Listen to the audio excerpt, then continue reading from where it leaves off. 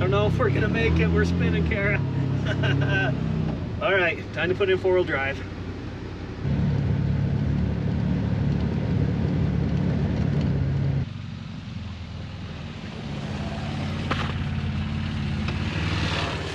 Beautiful day out here in the snow. And today we are testing and reviewing my buddy's brand new 2023 Can-Am Defender Limited. This is the HD10. This thing is pretty dang sweet. Before going too far in the review, I do have to say all these new utility machines, whether it's the Can-Am or the Polaris or Kawasaki or whatever, they have came so far. These are not your grandpa's farm machine that they used to be. This thing is awesome. Back in the day when side-by-sides were first coming out, these utility machines were almost like driving a golf cart. They just were not much fun. But these newer ones with the full cab kit, the suspension, the tires, the power, they are a different beast altogether. Starting at the front, it does come with this full cab kit. Huge front windshield where you can see Kara in there chilling out. Well, not chilling out, staying warm actually. But right up front has this nice big bumper and winch straight from the factory. It does have the steel cable instead of the synthetic rope, but it's nice to have the winch come from the factory like that. As we look at the suspension, it's not exactly adjustable. I mean, there are some different presets and stuff like that. It doesn't have like that 3-point adjustment where you can change from sport to comfort, those sort of things. But as we drove up here, it rides really dang smooth. And that's partially because it comes stock on these 30-inch tires. Now, I've seen some of these Defender Limiteds with a 33-inch tire, and they look pretty sweet. As I come around the side, one thing to mention is the size of this cab kit. These windows are huge. As Kara and I were driving up here, we were just blown away about the visibility. Now, we're used to my dad's 2019 Ranger with the full cab kit, and it has nothing on this cab. This thing is huge. It is nice to have so many windows all throughout this. And then with these doors, these feel very automotive. They are solid doors and they shut so nice. All these cab kits have came so far when it comes to this quality compared to those old Pro Armor ones that you have to buy aftermarket. Then one thing I noticed, it does have this little steel cable here to keep your door from flopping open all the way when you're parked on a hill or whatever, which anybody that's had a cab kit knows that. So looking at the door here, huge window, but right here, you get power windows for your front and rear. That is so cool to be able to just push a button, roll down those windows, and they're huge. With any cab kit, it's important to go through, like, how is it to get in and out? With that limiter strap on it, the door doesn't open that wide, but it's still pretty dang wide. I mean, I'm not the biggest guy, but I fit in here just fine. So that's not a big issue. Stepping up in, super nice because your steering wheel moves up and down. So you can adjust it. That way you aren't hitting your legs on it, all those sort of things. Another thing with this cab kit, look at how much headroom. I'm 5'10", but heck, if you're like my buddy Cody that's 6'6" or 6'7", I mean, he could fit in this just fine. It's not that low profile roof that I'm used to on our X3. This thing is just massive inside. It almost feels like you're in a greenhouse. There's just so much window and everything around you, which is so nice because a lot of us will use these for hunting, and the extra visibility when you're out hunting, it's so nice. Or spotting, or, you know, heck, just when you're out riding and you're looking at the mountains or whatever, to be able to see out instead of being down in some cockpit where you have that tunnel vision of you can see what's in front of you and that's about it. These utility machines give you so much more vision than what I'm used to with my X3. I just love how those doors shut. So nice. Now, on the back ones, I don't think these windows actually roll down. Right here, I'm a moron.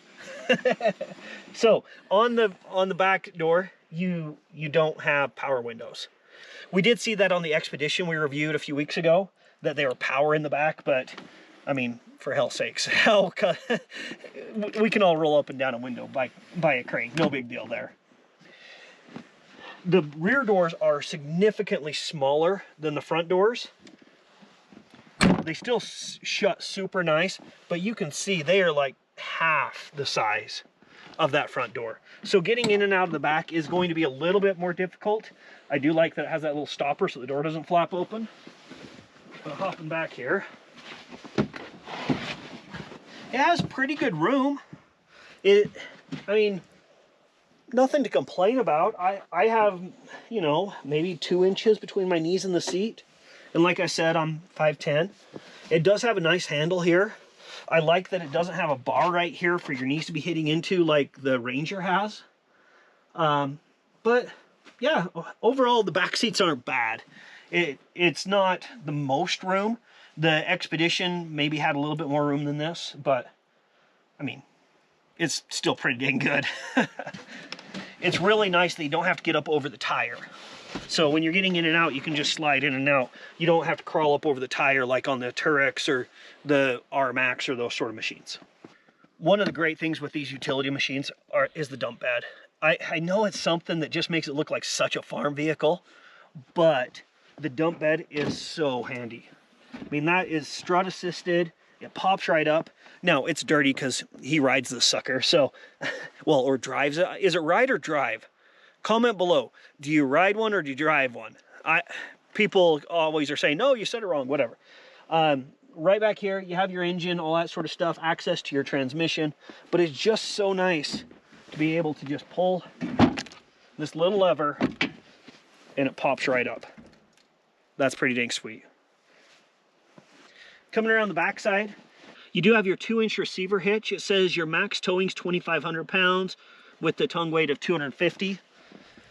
So if you are using this for a work machine, you could, you know, throw something, a small utility trailer, those sort of things behind it, you know, out on the farm hauling hay, whatever. Coming around the passenger side here, let's see what Kara thinks of the interior.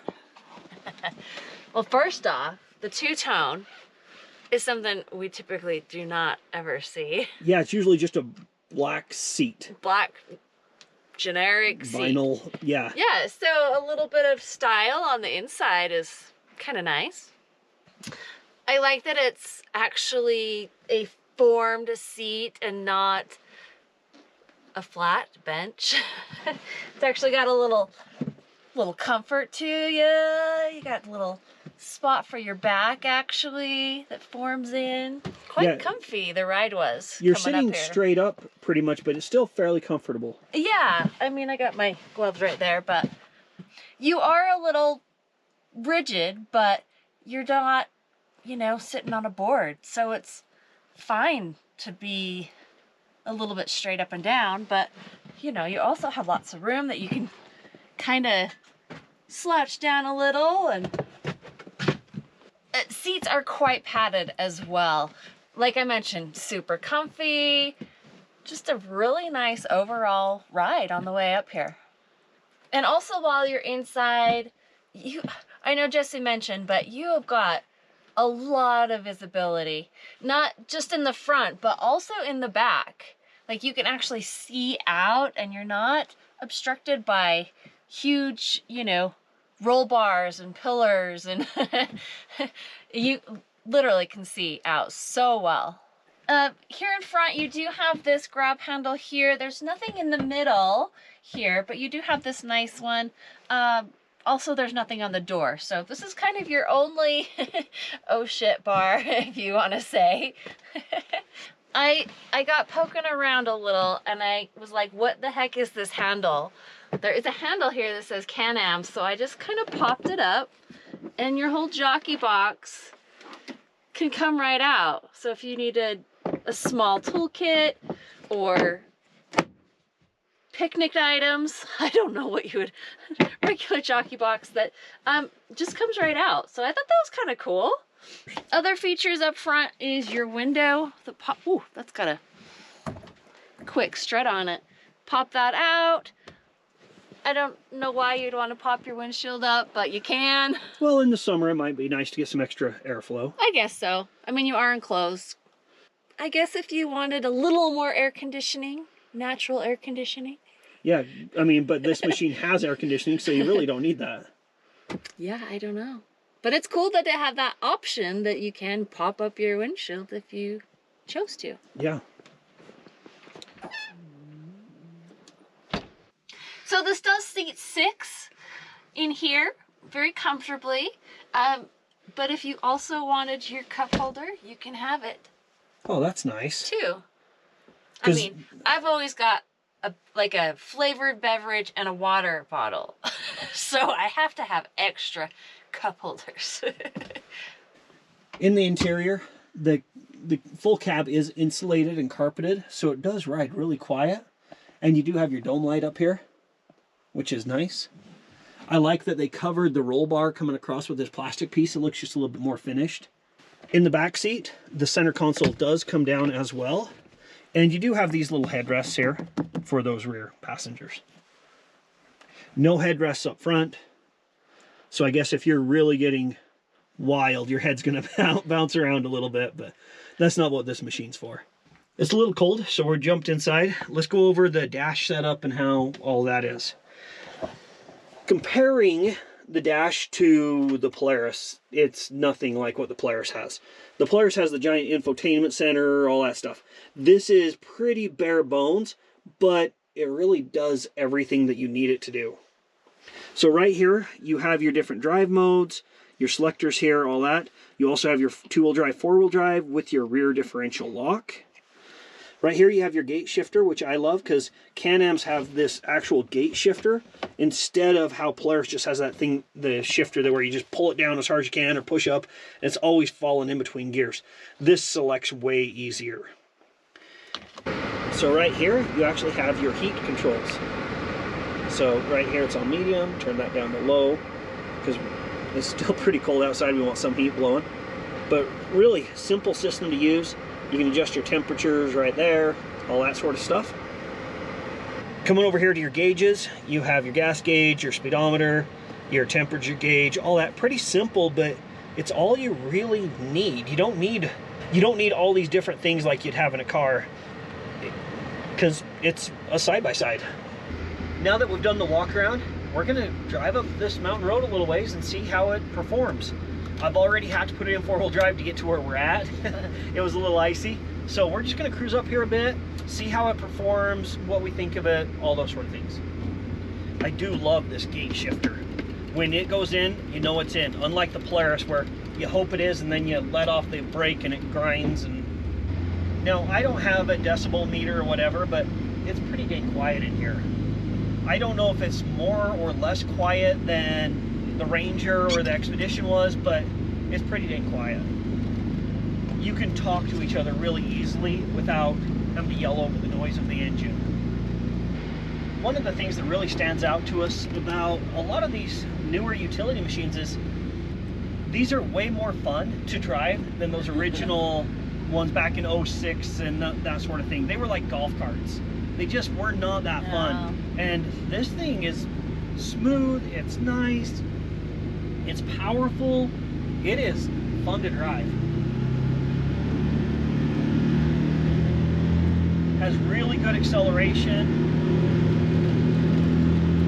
For the purpose that these are built, I don't know if you can find a better machine.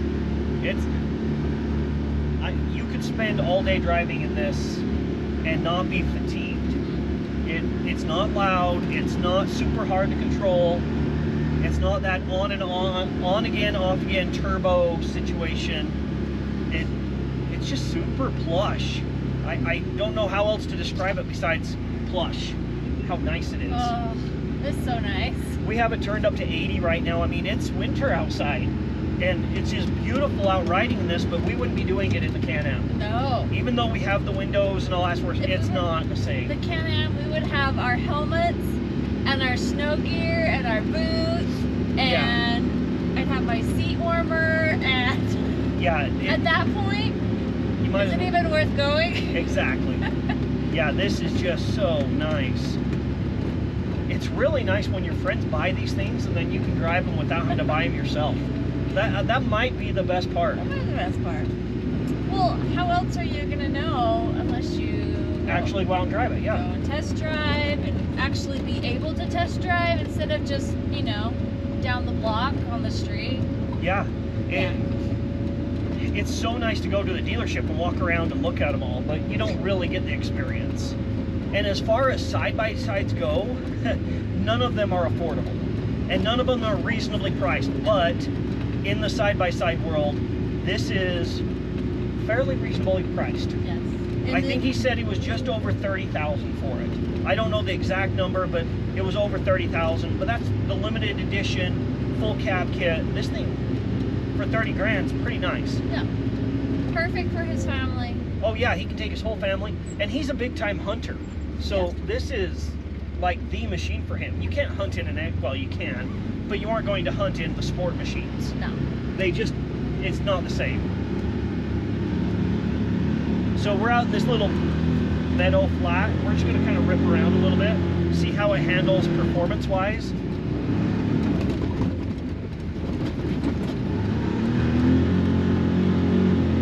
Pretty good acceleration. I mean, we're in the snow, so it's hard to tell, you know, what it really is, but it scoots along, not bad at all.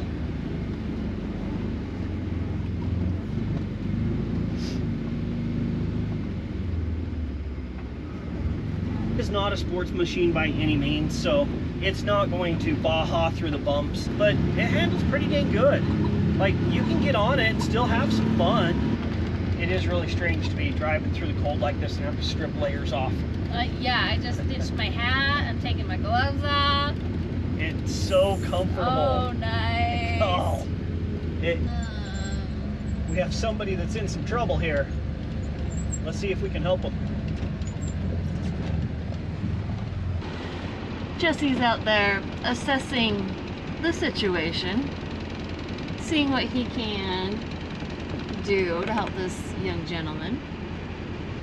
Okay, so I'm gonna try to help him out. He does not have much for straps, and it is icy right here. Try not to get too close to that side and slide off here. So what the plan is just to maybe hook on and just lightly pull him up off the side here. I don't want to hurt Tyler's side by side. If it was mine, I wouldn't be too worried because it's mine, but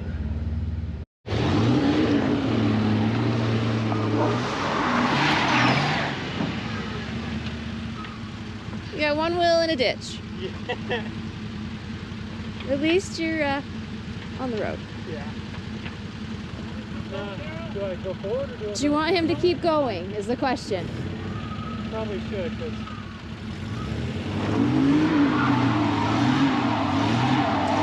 He's spinning on the back side. Jess, can you keep going? Are you in reverse? no, I am. Now he is.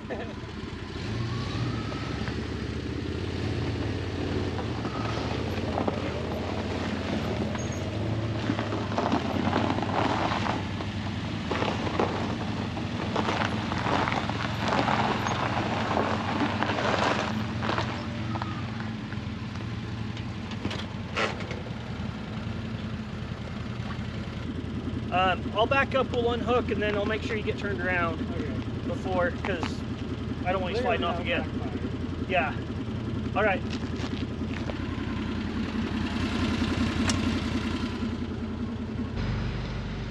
Now, I know that wasn't a super hard pull, he's on ice, all that, but that was pretty dang easy for this thing.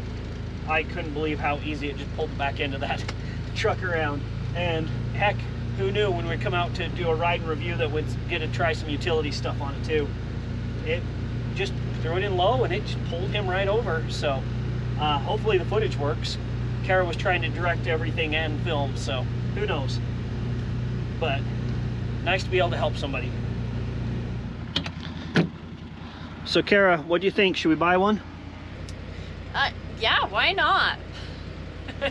It's a super nice machine. I mean, it's really nice inside. Seats are great that you can go for a long ride. You've got your AC, you've got your heat, so whatever climate you're in, you're set. Nice that you can, I mean, pack six people with us and still have good seats and comfortable room, and you can throw your cooler on the back, whatever, and just head out. As always, thanks for watching. Make sure to like, subscribe, all those things that we're supposed to tell you, and enjoy your weekend.